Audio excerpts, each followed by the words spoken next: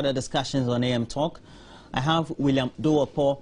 He is the convener of the PPP's anti-coalition campaign, and he will be joined by Fred Agbenyo of the NDC, who is a member of the party's communication team. But let's start with William Duopo. Now, William, currently on the bill is that we have a demonstration by the ICU. They are led by the Tema District Council of Labour, and they are just protesting the current state of the industries in Tema and the way the industries find themselves. As a result of that, they think that they've been giving some notices by the close of the next couple of weeks. Over 4,000 workers could be laid off, all because of the nature of the economic conditions we find in the country. Well, Roland, let me say good morning to your viewers and good morning to you again. I think that this is long overdue. Because industry has been suffering for a while now, and I think that employers have been trying to contain the situation because people don't set up businesses or manufacturing concerns to close them down. They had long-term vision and they invested a lot in it, so it's not in their interest to close down when times get hard. But they've been hoping against hope. And in this country, it appears that the, government does not see that aspect of industry, that when they talk about creating an enabling environment for businesses, private sector, and industry to thrive, I think that whole value is completely lost on the government of the day. Otherwise, I think that more effort will be put into making sure that we have power, it's available, it is affordable, and it is abundant. Now, this thing we affectionately call Dumso affects industry. Okay, so some of us are not surprised that workers have been giving letters that they're going to be laid off. Of course, I mean, if you are not making profit, how do you pay? If you cannot sustain the business, if you cannot produce. Roland, can you imagine that you are, manufacturing something and the power goes off? Power goes off and your raw materials and things you are mixing get stuck in the machine, so on and so forth. I mean, look, industry is surviving, as we say in the Ghanaian parlance, by the grace of God. But businesses cannot survive only on that. So some realistic measures must be put in place, and we are not hearing, government do that. We're talking about they are only interested in collecting taxes. And taxes and taxes and taxes, but you must make progress to be capable of paying the taxes. Now they are squeezing businesses out, and they have to transfer it to poor workers. Now, it leads to unemployment, which government keeps on talking about and erroneously feels that it's able to tackle. But we have said it over and over again, if you fix industry, if you fix the private sector, when people are doing well in their businesses and they're able to employ your citizens, the burden of providing employment for people by government is taken away. And that's what is being done all over the world. Why are we not doing that? Why are we squeezing, small businesses, big businesses, manufacturing concerns that are thriving? We are starving them of power. They will lay workers off, and the workers are going to agitate. For me, it's a legitimate way of, expressing yourselves, and asking government. We've had the president very much often these days talking about how he acknowledges and empathizes with the Ghanaian working public, yes. Having endured all these difficulties, but he feels that as a country we're still very pessimistic in what we can achieve or will be in a position to achieve.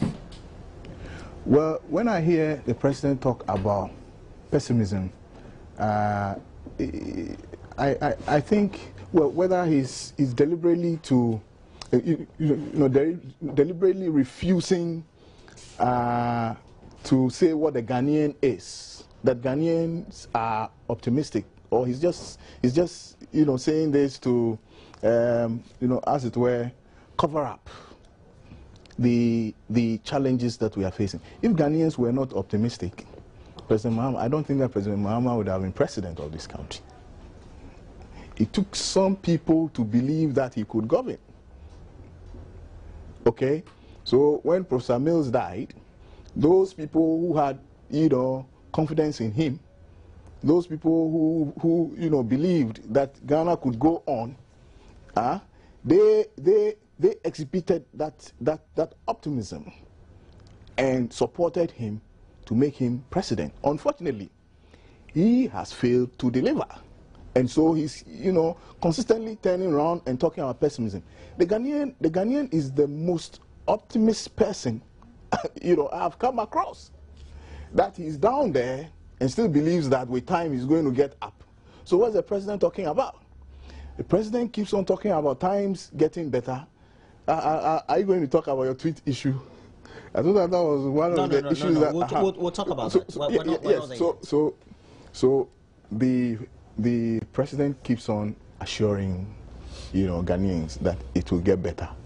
It will get better. It will get better. But you see, people must see some measures in place, some iota of something happening, whether it's by way of policy, whether it's a new vision, there's a set of programs. You say, look, I'm going to do 1, 2, 3 things. How would you raise such a criticism when we've had the finance minister come before Parliament? I believe this is the second time, and especially in the media review of the budget, and asking for a supplement of some additional $3 billion or Ghana cedis, so to speak, has enumerated that we have policies like the setting up of an infrastructure fund, the expansion of the various ventures that we have around. That will give access to small-sized businesses to expand, and also enable even those at the micro level to be in a position to access a lot more credit,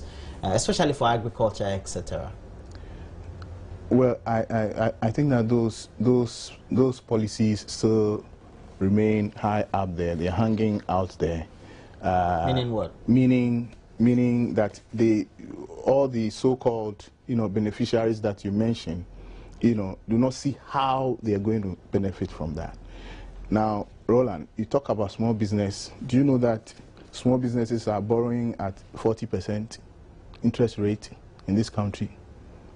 What kind of business are you going to do with money that costs you 40% interest for you to make profit, to sustain the business? And that's only one indicator, the cost of money. How would infrastructure, reduce the interest rate for small businesses to run? It doesn't add up. So it appears to be that government is just picking and choosing and doing what seems to be convenient then. But things must be looked at in a very holistic way. Interest rate alone is killing businesses. Add that to increases in fuel costs. Add that to high cost of utility, which is also unreliable. I mean, it's just a mess everywhere. And when we call it crisis, people want to, fine-tune it and call it something else. The government spokespeople call it a challenge. Really? Not really a crisis situation. Well, we have gone beyond that argument of whether it's a crisis or a challenge. Let's face the reality. We are in crisis. And crises of this nature are synonymous with developing nations. So let's be realistic. Let's accept that we have crisis and find realistic solutions to them. Obviously, the Minister of Finance has come to Parliament, has come to justify why there must be supplementary budget approval. But he didn't talk about the wastage in the system. He didn't talk about how we are losing money through corruption and how we are, we have failed to, through the procurement process, have value for money. I mean, the NPA office saga, is there as evidence that people who are spending taxpayers' money on our behalf are not necessarily looking for value for money, but what is easy, for them to do. And when you spend money in that manner, you would run out quickly.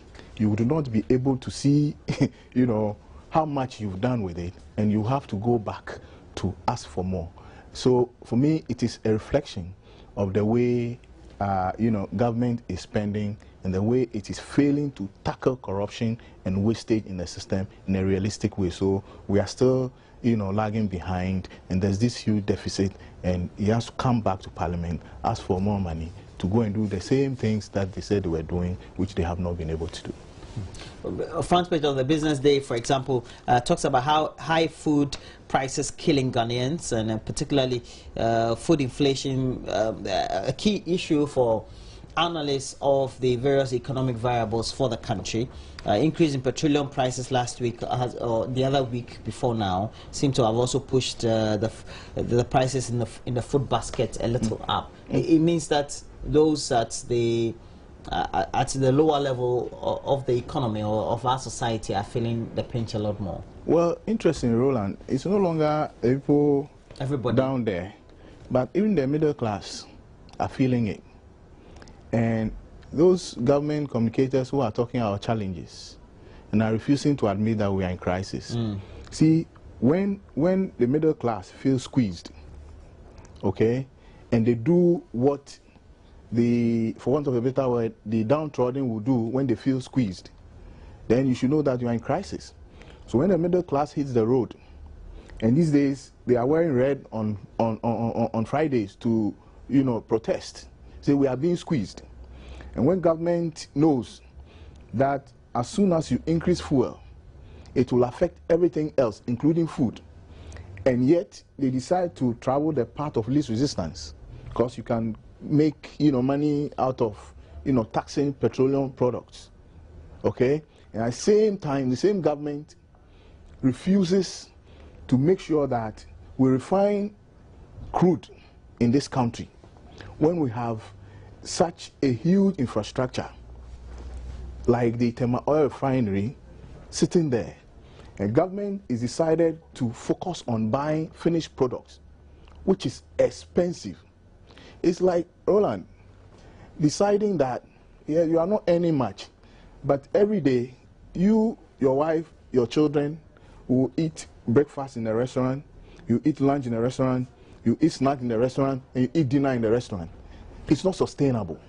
So government must shift focus and tell us realistically what we are going to do to refine oil, because it is cheaper to refine oil here than allow a few people to continue to import finished products, make huge margins, and only God knows how they distribute it, for which reason government is so motivated to continue to buy finished products and relegate production of crude to the background.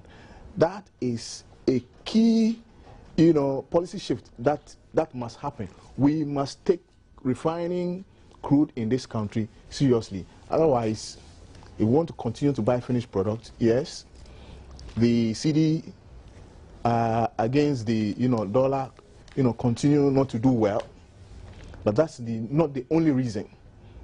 There are several other factors, and the earlier we begin to, refine crude. From what you're saying, you don't have confidence in the measures that's announced by the finance minister. Why should I? Because I feel it, and I believe you feel it.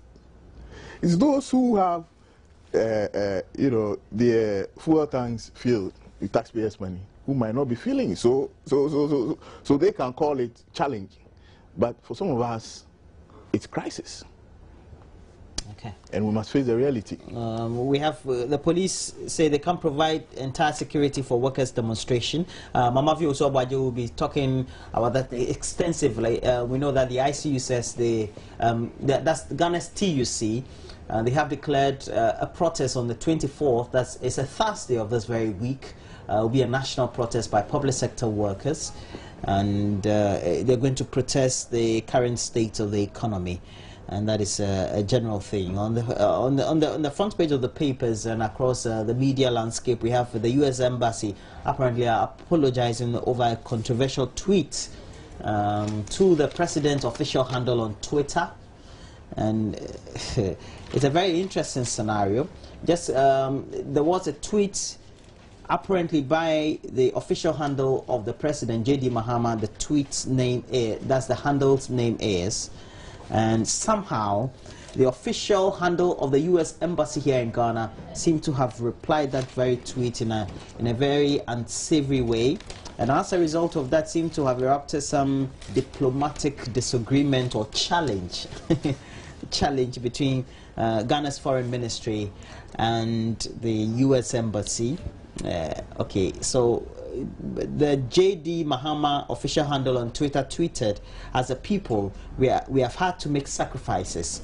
I wish to assure you that the result of these sacrifices will begin to show very soon."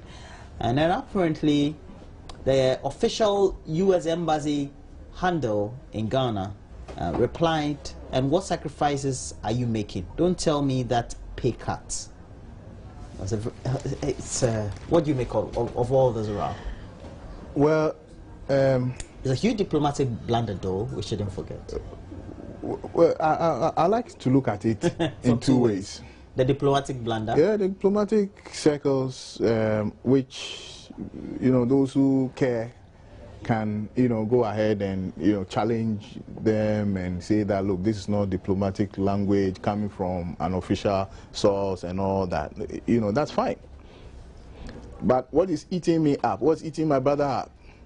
Okay, for which reason people are going to... That is the one handle, the official handle of the U.S. Embassy in Ghana. I'm sure he's a Ghanaian, so he may have been. You see, that should tell the president. Okay, the president is tweeted words of assurance. Okay, now this is not the first time. He's telling Ghanaians that it will get better, it will be well, and so on and so forth. Okay, and yet he turns around to say that the people are pessimistic. If you promise and fail, promise and fail, promise and fail over time, people will get used to it. And when you tell them anything, they won't believe you. Okay? But if you look at the response, of course, I mean, it's not appropriate for an embassy handle to churn out, such a response in that manner. But that's the reality, Roland. That's my reality. But diplomatic, it's bad. I'm saying that's my reality. And representatives of other nations should not come and cover up things. Okay? They should speak the truth. And the truth is that President Mahama and his people are not sacrificing. They're not sacrificing. They're still driving the V8s. They're still being fueled. If you were a public official, you would have been driving a V8. No, not necessarily.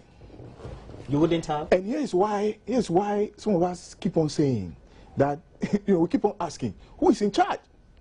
Who is in charge how? Who is in charge of this country? When you are faced with such challenges, okay, you don't allow a few people to live, okay, especially on taxpayers' money, as if all is well. So you mean when all is not well? They should have shown the... Yes, let's begin to drive the pickups. I mean, Toyota Hilux can do the same thing that the V8 will do. So why do we keep on buying them? You know the cost of V8. Okay? So why don't we begin to get Toyota Hilux for the ministers and deputy ministers and chief directors and so on and so forth? If you have your own money, you want to drive in a Jaguar, you want to buy your own V8, so be it. So we are not seeing the, we are not seeing the examples. So if you talk about pay cut, Mr. President, his ministers, you have your watchman, somebody who feels threatened. But generally, those who work with the president, they have a 10% cut of their salaries or other emoluments, so to speak. Well, when that matter came, we said that it was mere propaganda. It is still? Yes, mere propaganda. Yes. I mean, what is the official salary of a presidential staffer, a minister, and so on and so forth? What is the salary? Is it 2,000? 5,000? 5,000? What is 10% of 5,000? Compare that to the V8 that we buy, and the fuel, and the garden boy. So those examples are not enough. Cook. They are not enough. And the cook, and then you tell me that you are sacrificing. I mean, that person who tweeted was just talking the realities that we are facing. It was on the official handle of the US government Embassy. Turns around to say that, look, we are spending so much. Well, they started with 90% of taxes that they collect. They said that they were spending 90% of that on personal emoluments, because they had started the implementation of single spine. Then it came down to 75%. The last time I heard, they said they were spending over 60% of that. And I'm asking, who is in charge? Was single spine meant to be implemented in that manner? There is a difference. But the truth is that it's been implemented, and we have to, whoever, the point is, we are here because, well, whether by our own actions or inactions, as a people, we need to face them. Well, we're taking a break. When we come back, Fred Agbenyo, who is also a member of the NDC's communication team, is in the studio. He'll be joining his brother, William Dowopo, not as if they are related in any way. But it's just that for the course of the discussion, we need to do some linkages in a way. We're taking a break. You're still watching AM Talk on the AM Show. So we have been joined by Fred Agbenyo, who is a member of the NDC's communication team.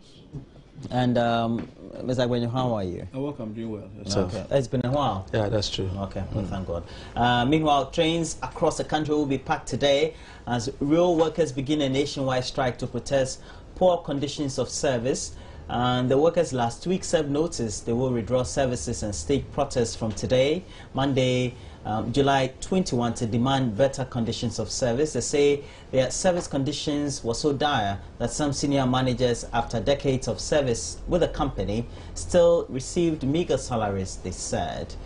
And very soon we'll be speaking to the chairman of the Railway Workers Union of Ghana, who is currently on the line. We're speaking to Alex Nana Boateng. Mr. Boateng, a very good morning to you. Have you commenced your protest? Yes, the trains are not running this morning. It is true. Okay. They are not running. So what does it mean? So it's almost like just a sit-down strike, so to speak. Yes, we are at our various workplaces working. We have only withdrawn running of the train. Okay. The last time I heard a Deputy Minister of Transport, Madam Bawa Muntari, speak on the subject, she said that your organization, that is your union, had been in some level of discussions with the ministry, and they thought that discussions had gone far ahead to at least not get to this very point of a demonstration or a protest. How come we're here? Thank you very much. We don't have anything concrete to advise the workers on it. This thing did not start today. This thing started since 2012. If someone has done his work well, I don't think we'll reach this stage at all. It is rather unfortunate, but this action has to take place now. Well, we do understand the difficulties in which you're in, but the point is that there are excessive challenges that are confronting the rail sector in the country, and the workers. Don't you empathize with government that a lot of capital injection would need to be perhaps invested into the rail sector before you can also be in a position for which you would be more than satisfied? Thank you very much. Whatever as workers we're supposed to do to advise the government, we have done our part. On the salary matter, our salary is so bad that we are not able to cater for our own family. Our children have passed to access the various second cycle institutions. We are not able to cater for them. So this is life and death matter.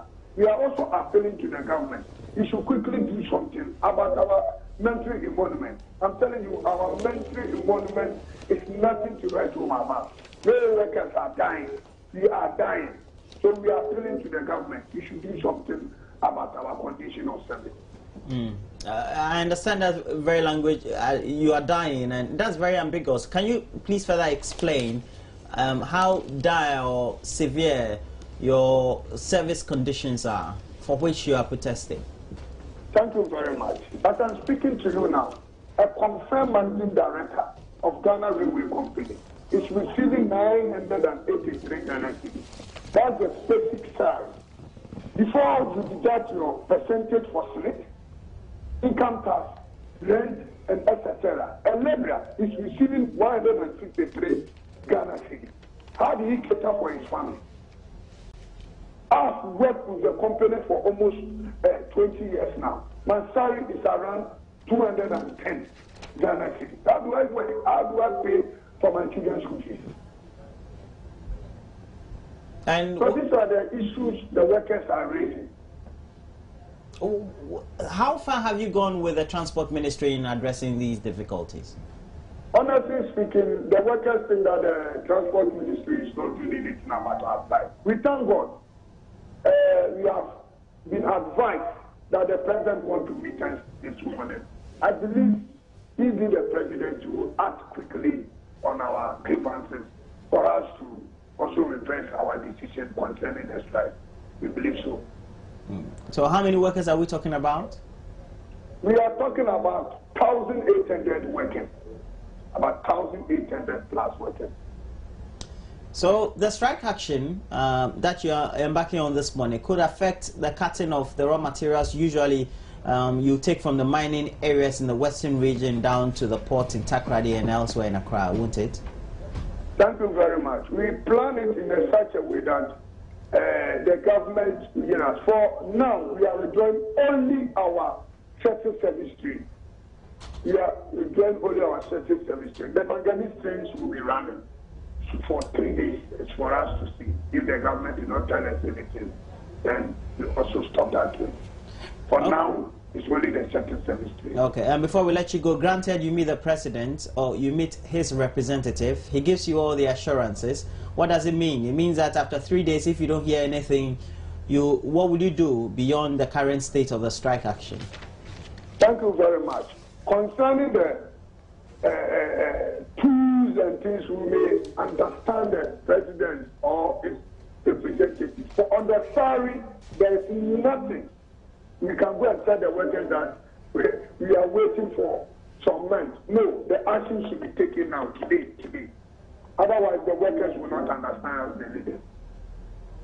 Well, thank you very much. We've been speaking to the chairman of the Railway Workers Union of Ghana. Alex Nana Boateng is the personality we've been speaking to. Thanks very much. And they are undertaking a protest this morning. They are not working on their shuttle services, and so those who have been enjoying the services from Nsawam to Accra and those from Sakumono to Accra also will not enjoy those services. Fred. Well, I think, let me say good morning to your viewers. It's quite a sad development, and I don't think it is only at this area, the railway sector, that we are experiencing or hearing about these demonstrations and strikes and what have you. This morning I was following some of the newspaper reviews, and it appears several sectors of our economy. People are talking about laying down their tools and backing on one strike or the other for one reason or the other. I think we are in quite some worrying times as a country, and we can only urge our fellow countrymen and women Okay, I have to cut you. Again, there's another protest somewhere. Residents and drivers on the Insakina Awoshi Road are protesting over poor road network in the area. Redwan Usman is our reporter at the Awoshi station. Already we hear that there's been some tear gas that's been shot from the buttons of the Ghana Police Service regiment there. Redwan, what can you tell us from the grounds? Well, Roland, the demonstration here, I must say, is very, very massive. And the police or the security presence is also very heavy. The number of police officers here just to ensure that the demonstration is done very peacefully. The people are very, very angry over the deplorable nature of their roads. And indeed, I have seen the situation for myself. The road is very muddy and bumpy as well. And so we are just trying to go to where they are actually having the demonstration. We are currently with the police officers, and so we are going to where the demonstration is currently ongoing. That we will get reactions from the protesters. If you are saying it's massive, what do you mean by it's massive? In what numbers are we talking about? A huge number of commercial drivers today have decided not to any work. They've decided not to drive. They've decided to come together and register, their displeasure about the poor nature of the road.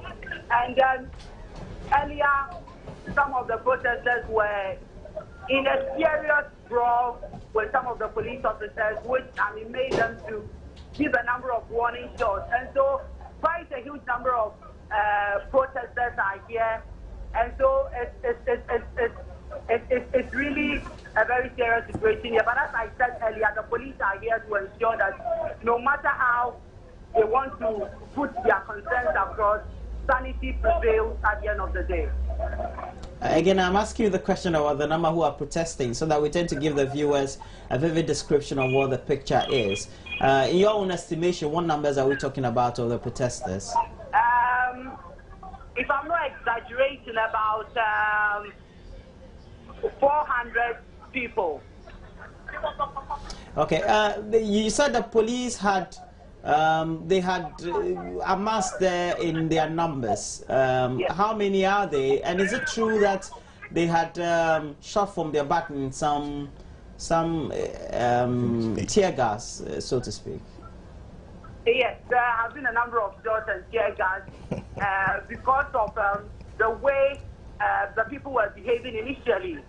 They had wanted to go about the whole thing in a very violent and aggressive way. But the police were just trying to reassure them that indeed they can go about this demonstration without causing any trouble or destroying anything. And so it's all about making sure that they go about the demonstration peacefully.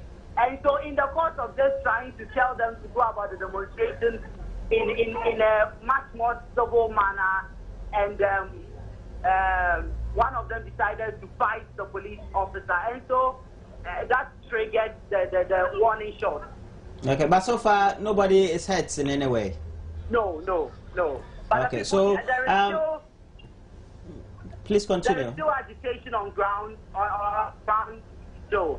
Okay, so where are you currently, and where are you heading as far as the demographic of the demonstration, so to speak, or in terms of your own outline of the demographic area for the demonstration? Where will you be heading? From where to where?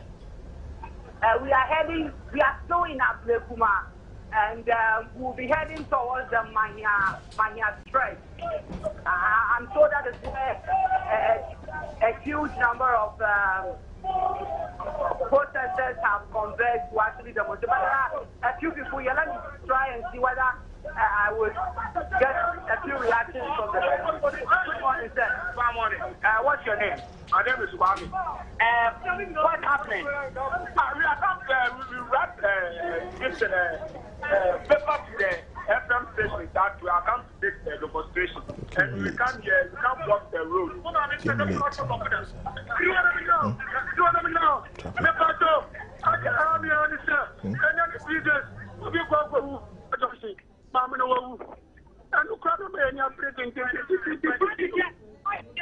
Well, Redwan,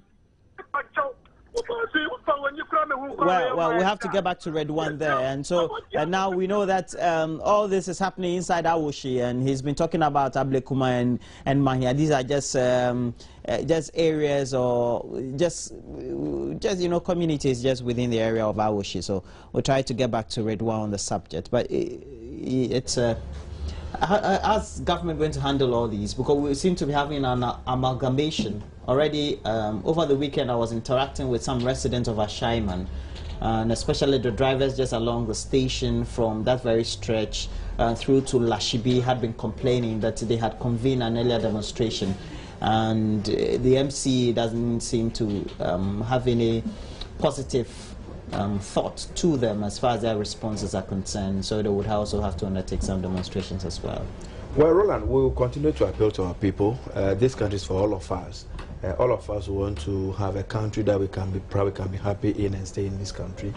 Anybody who have had opportunity of going to some of these water countries would attest to the fact that it's not an experience you want to have in your country. It is true, we'll be going through economic challenges, we'll be going through challenges as far as development is concerned, road infrastructure and what have you. If we should add violence to it, where are we going to be as a people? Ghana has traveled this path many times, and by the grace of God and through hard work and the sacrifice of the people, we have always been able to overcome. So I can only use this platform really to appeal to all of us. It's not as if the resources are there that you can just get up by some magic one day and get these roads fixed. It takes time to do these things. It takes energy. It takes money to do all these things. If the money is not there, you can only do what you can do within the limited resources available to you.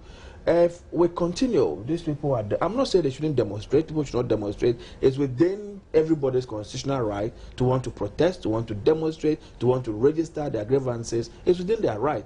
But we should be measured. We should be mindful how we go about this. I've heard people have said, well, Ghanaians are too lenient. By now we should have the Arab Springs and what have you. Go and find out what has happened to those people. If we cannot stay in this, is it when we become refugees that will be okay? So we have quite challenging moments that we are going through. We are going through very, very difficult moments as a country. And I dare say, this is not the first time we are where we are today. We have been able to surmount these things anytime they've happened. Go back to the early 80s when there were drought, the fire outbreaks here and there, cocoa and everything that was giving us money, locked up in the forest and what have you. We were able to overcome. In the early 2000s, we all saw what happened to us. We had to go HIPIC. Now we are where we are. Government is trying very hard to explain to the people of this country that it is not anybody's doing. There is no president who is going to seek for a rerun in the second election who will deliberately sit back and say that, let me bring hardship on my people. There are genuine challenges, genuine circumstances that they are confronted with that must take time to resolve. So what can we do at this juncture than to communicate to the people, continue to explain to our people, let people allow reason to prevail, and see how things can go. On the railway workers issue that you spoke about, I am sad, and I've always complained about it, how we have not shown much seriousness to the railway industry. Travel around the globe, and that is one area that is opening up economies, that is developing economies, that is creating so much employment opportunities for the people. I will come back to you. No, we have been no, it's true because you were late. Yeah, this Roland. If you look at the section of Ghanaians in the communities who are protesting their roads being in a bad state, and the section of workers, whether railway or ICU members, TUC. And now we're going to have the general TUC, etc. And Mama will be discussing that, etc. Is it that we're so pessimistic, we feel the situation is so dire, we can't do anything about? No, we've just lost confidence in the system to resolve the problems. What's the meaning of that? Loss of confidence means that if you look into the immediate future, you cannot find any realistic solutions coming. Now, if government says that it is spending over 60% of its revenue on personal emoluments, and you have a whole railway sector, and people are earning as low as 130 cedis, and the daily graphic is 2 cedis. I mean, that is the picture. It's not adding up. So there is even an issue of believability there. Is it true that government is spending so much on personal emoluments to the extent that somebody working in the public sector today is earning a paltry 130 cedis, and this is live. So you're the saying interview we had. So you're saying that perhaps the government or the ruling class, they're really far off from the problems of, Absolutely. of the people. And the whole issue of, you know, modern day good governance is completely lost on this administration. Okay, it's completely lost. That we need to re-engineer a system. But they are running the system as if it is okay. They think it's not okay. We say, look, let's admit, now you take us to Senchi without providing any roadmap and say you are building consensus. Around what do we build consensus? Senchi, for instance, is in a limbo. We are waiting for the report so that we know what government is able to do. That one too is not forthcoming. Roland, let me conclude by saying that we are all stakeholders in this ship, and we don't want the ship to sink. So apart from sitting here to, criticize and talk about the alternatives, we also have some, long-term ideas that if government cares could, take on. And on the 28th, that is, today's week. You're also demonstrating? No, we are not demonstrating. One of our national committee members, the person of Dr. Papa Kwesindum, will be offering solutions to Ghana, a nation in crisis. It's a lecture that, Roland, we should all be interested in and attend. Where will it be convened? It's going to take place at the, Coconut Grove Regency Banquet Hall. And these are things that we've been talking about, but it's going to be put together in the form of a lecture. And, any leader in this country is share the press. Yes, 5 p.m. Okay, so solutions are there. Your response is to him? Well, Walker, I think that we have gotten to a place as a country where we need to move away from this lamentation, blaming everybody for everything, and exonerating ourselves and think that we alone, we are right. See, the problems we are going through today as a country are not problems that were born yesterday. The sections that we're supposed to take as a country 20, 30, 40 years back, that we refuse to take, is what is playing our face today. So all of us must get on board, all hands must be on deck. Where do we move away from here? What do we do? Let us bring the solutions. This whole issue of blaming somebody, this administration doesn't know what to do, it doesn't work that way. It takes a lot of time. You live in a country where you get a lot of money from is cocoa. Now, because you want to build a Bui Dam, you are going to mortgage your cocoa to the Chinese and took some money to build a Bui Dam. So your cocoa brings about 400 tons of it, goes there, doesn't bring you any money. Your gold price has come down. The oil you claim you have found, only 13.5% comes into your country. All other institutions that are making money, the telecoms and the rest, they make their money and everything goes abroad. What really is ours that we can say this is for Ghana, this is what is remaining in our economy? That's why you're the government in place. The point I'm making is that these are the challenges that John Mahama came to meet. You have to be very bold to be able to confront them. I don't think there's anybody out there, those who are demonstrating on roads not being good, who can say that John Mahama came, their roads were asphalt roads, John Mahama brought a bulldozer to remove those asphalts from there. Those are roads that have never seen any quota through our entire survival as a people. Nobody can say the railway industry has come what it is because John Mahama came and reversed their salary, at least for nothing at all. It is John Mahama who said, I am bold, I'm courageous, let us go ahead and implement a single spine salary. And these are the anomalies that it was supposed to really correct. Whatever the challenges are, we only need to sit down and find solutions to them.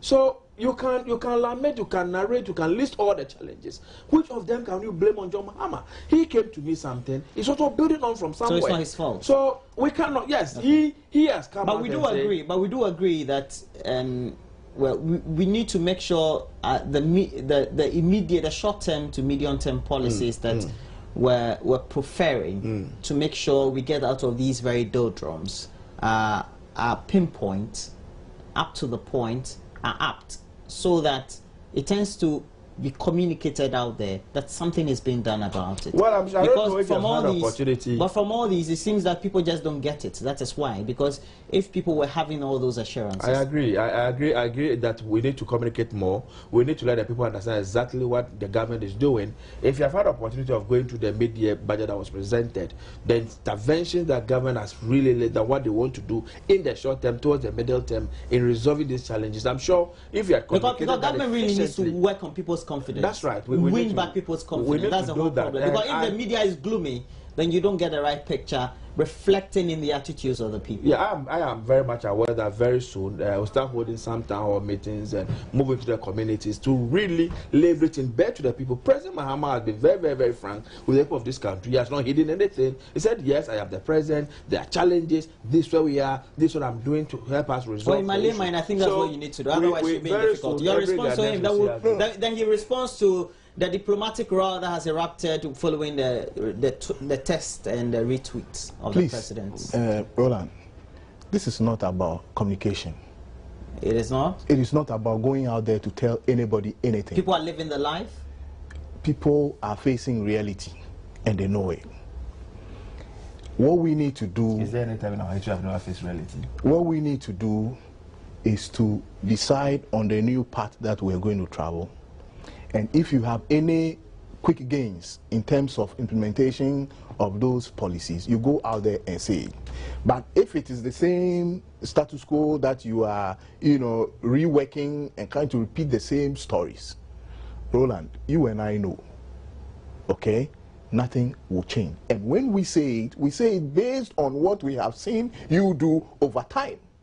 So we are losing confidence. And look, it's not only us, it's not only the downtrodden. Now, even our development partners are losing confidence and they are withholding the so-called support. And here, listen to the president. He says that, look, the support is not coming. But who is going to give you support? It's a very misleading when they know that you are going to waste it. When they know that you are going to misapply. When they know that you are going to misapply. Yes, because you see, Fred keeps on talking about history. We should be focusing on our destiny. Well, we should know where we are coming from. We should know where we are coming from. Well, if we want to talk, if we want to talk about history, then President Mahama must take the blame. I won't say Barack Mahama. President Mahama must take the blame. Because in election year 2012, you decided to become fiscally indisciplined. Spend where you were not supposed to spend. How did you come by that? You spend where you were supposed to. Well, check the deficit. I'm going to check our election from 92. 2012. I agree that we need to be financially disciplined. Yes. In every election year, you travel the least, the path of least resistance. So you're heckling him. Let him talk. Okay, sorry. And you overspent. And we are suffering for that. That one, you don't want to admit it. But that's long past. We're past that stage. Yes, You have to face reality. So don't go there. Don't tell me that. The point is, how do we make sure as a people we know that we should have the mindset that we can stem the tide? Roland. Because preaching all this negativity leadership doesn't do anybody any good. I think I've said a lot of positive things here, this morning. That we must tackle corruption. We must tackle the wastage in the system. We must lead by example. We must stop eating breakfast, lunch, dinner. Well, you have, true. In the restaurant, okay? We are wasting the family resources if we all do that. Yeah, you gave so I lift that and put it in the context of fuel, okay, and power. And I'm saying that let us refine crude in this country because it's cheaper. Is that not what I said? And I also told you that one of our members is going to deliver a lecture providing solutions. I mean, hey, I think that for the short period that we have spent here, I have said a lot of positive things, but it does not stop me from talking about the realities. Okay. That you people have lost confidence in the system. Now, whilst you react to him, there's a diplomatic blunder which has caused a lot more controversy following a reply to a tweet on the president's official handle, J.D. Mahama, on Twitter, and also a reply by the official handle of the U.S. Embassy in Ghana. Which reflects our realities, though. Well, Roland, I think that is sad when my brother says that even our donor partners have lost confidence in our country and therefore they are no longer supporting our country. It tells me clearly that my brother is not in touch with the realities on the ground. Why? You used to be a third world country where everybody was more or less feeding you, just like a child who leaves their mother in the house, the father in the house. They're giving you a room, they clothe you, they give you food and everything. Suddenly you said you're a middle-income country now. So it means that all the courtesies and all those things that you were receiving from your parents will no longer come. You have to be able to fend to yourself. That is where we are today. So grow up. Too, when you go and borrow money from out there, from the capital market, you go and take a loan, you are given a grace period of about 30 years to pay the money back. Because now our status has changed. Now status has changed. Now you go for the same amount of money and they tell you come and pay the money within 10 years. So the grants that were coming, No, point of correction. Let me just finish. When your minister was speaking, he said, let me just, correct this. Your own minister of finance, he didn't say 10 years. He said that 35 years. So, I mean, from 40 to 35 or 30, it doesn't make any difference. Roland, when we were a third world country, you've made your point. You are given a loan, then you are given a 10 years. We are not a third world country. Since when did we become a first world? What is this? We're lower middle income country. But that's not real. Please be tolerant. Today you are so much agitated. You are usually not in yourself. No. Please, you go ahead. Okay, Kobe, we have to wrap up, so. Yes, it's sad we have to wrap up very quickly. But the point is that where we have moving to, you remember when we started a program like school feeding program, it was the Dutch government that was 100% supporting that program. Now you said you're an adult, you're on your own. 2008, thereabout, we messed up the whole program, and then they pulled out. As we speak today, everything is 100% Ghana founded. So you have the challenges that we are having. So for anybody to come and sit here and pontificate and get the impression as though it is John Mohammed's administration that is clueless, he doesn't know what to do, it's most regrettable.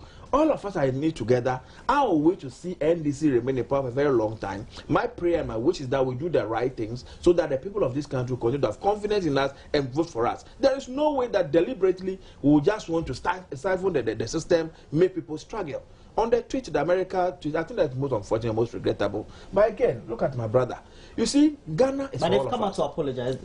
Even the people who did the thing, the American embassy have seen some reasoning to come out and say, okay, we are sorry, it was a mistake. It was not meant to come from the official tweets. But look at my brother, will say, oh, yeah, that's where we are. You think that's about John Mahama, or about NDC? It is about the sovereignty of our country. No, you were late. You didn't listen to me. Now is what I'm talking. What did you just say right now? No, but that's just part of what I said. It's about this country. The same way the Americans will protect their countries against every other thing. In the same way when it happened to us, all of us must rally and defend our country. Under no circumstances should any embassy, any member of any embassy, come and speak that recklessly that the guy did. The apology alone is not enough. It is not worthy remaining in this country to do anything with us. That against that terrible response. Are you going to deport them? So, why? If we cannot trust him. That's not somebody we can trust as a country. That's somebody you want to infringe on our sovereignty, who has no respect for even the president and the people of this country. So it is an issue I think that all of us should rally and say, no, this cannot continue.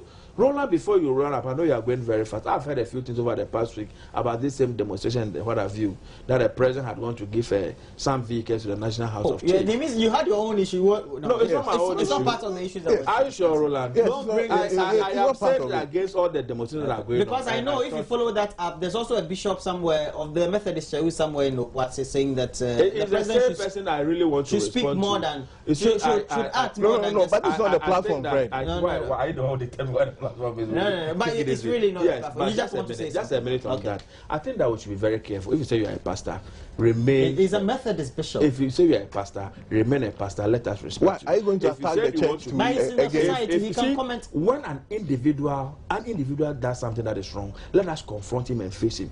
How on earth can this man who calls himself a pastor, when the council comes out and say the whole National House of Chiefs, look at the personalities in there, Professor Abdullah and the rest, great men who have their own resources, to say that they've been corrupt, they've been bribed. The president's gesture to them was a bribe, an insult to our traditional authority, an insult to the president, forgetting that the National House of Chiefs was a creation of the Constitution. It's just like any other state institution that we are supposed to resource to work. But you have somebody who calls himself whether it's a Dango Ambuja priest, whether it's whatever priest in the boys or whatever he lives, comes out and impugn on the integrity of the entire National House of Chiefs. I don't think that this is fair.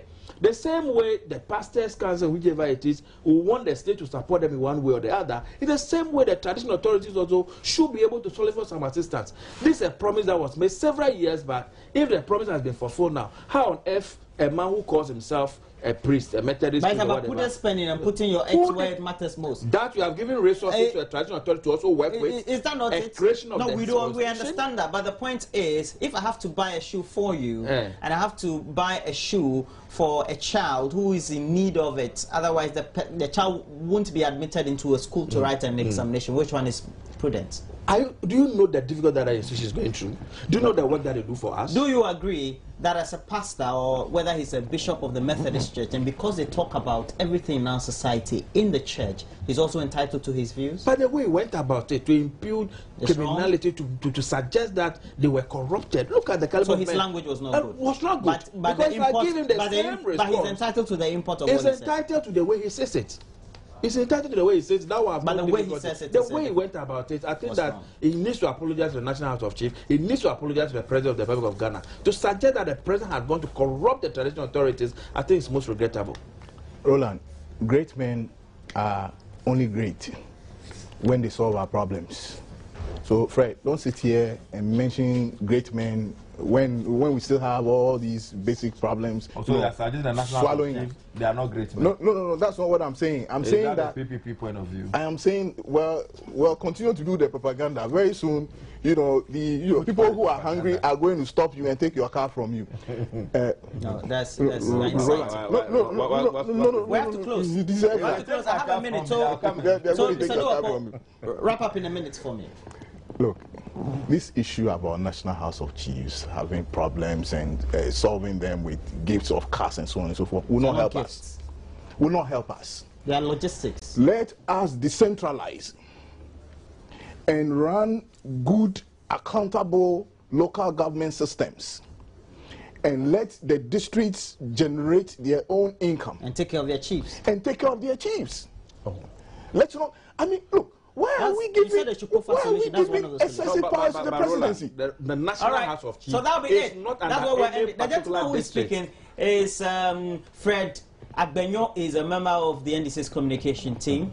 Implies he's a member of the NDC as well. And he does propaganda. We have the PPP convener for its anti-corruption campaign coalition, and William Duopo. Has also been even know where they belong traditionally, so that's what they. Thanks for joining me this morning. We're taking a break. When we come back, Mamavi Osu Abuaje will be speaking about the grandest of all strikes in Ghana. It's expected to hit the country on Thursday, and the date is July 24. It's a Thursday, 2014. Do stay on. We'll be right back.